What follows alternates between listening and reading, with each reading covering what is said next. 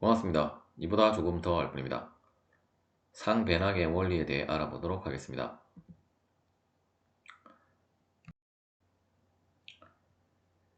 그림에 보시는 어떤 고무, 두께가 얇은 고무 판때기를 이쪽에 구멍을 뚫어서 한쪽은 고정을 시키고 잡아 당긴다고 했을 때 이 형상의 그 변동 추이를 우리가 알아보기 위해서 다음에 보시는 이러한 격자로 그 수직선과 수평선의 격자를 그어서 살펴보면 일단 하중에서 가까운 쪽에는 이제 다음에 보시는 것처럼 변형이 이제 심하게 일어나는 것을 우리가 확인을 할 수 있고, 점점 이 하중에서 멀어질수록 이 격자의 그 형상은 일정한 형상을 나타내는 것을 이제 실험으로 우리가 확인을 할 수가 있습니다. 이때 이제 각각의 어떤 섹션별로 이제 AA 섹션, BB 섹션, CC 섹션을 잘라서 우리가 그 응력을 한번 살펴보면, 일단 하중에서 가장 가까운 섹션 AA에서는 응력이 다음과 같이 이제 불균일하게, 즉 이제 하중에서 가까운 쪽에서 이제 최대 응력이 나타나고, 하중에서 멀어질수록 그 응력의 크기는 작아짐을 알 수 있고, BB에서는 여전히 불균일하기는 하지만 이제 하중에서 가까운 쪽보다는 이제 조금 더 이제 그 응력들의 평균 값에 그 각각의 응력들이 이제 비슷해지는 그 양상을 보이고 있으며, 이제 우리가 이렇게 그 격자의 CC 부분은 이제 격자의 그 변형이 이제 거의 없는 이쪽 CC 부분에서는 다음과 같이 응력이 이제 균일하게 분포가 되어짐을 확인을 할 수 있고,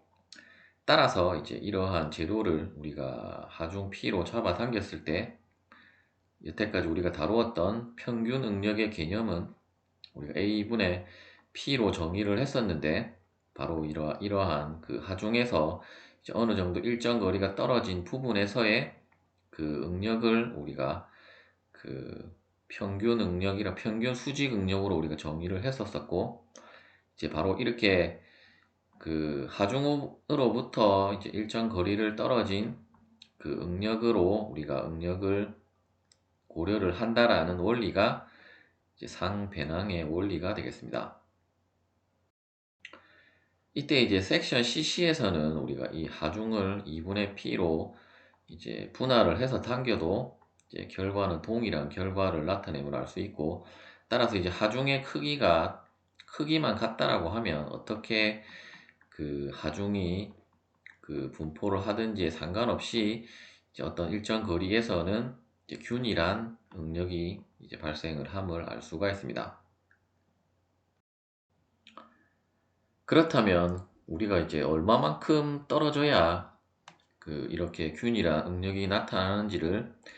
이제 알아야 될 필요가 있는데,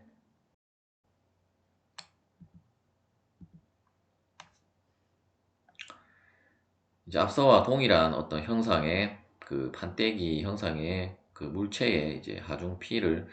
이제 압축력을 가해서 이제 변형을 시킨다라고 했을 때, 이때 이제 폭이 B라고 하면 우리가 2분의 1 B만큼의 부분에서 자르면 이제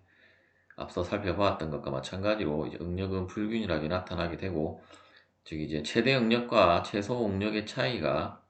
이제 제법 큰 차이를 나타냄을 알 수 있고, 이제 4분의 1B일 때는 이제 더 큰 차이를 나타나게 되고, 즉 이제 이렇게 점선으로 밴 부분을 우리가 평균 응력이라고 하면,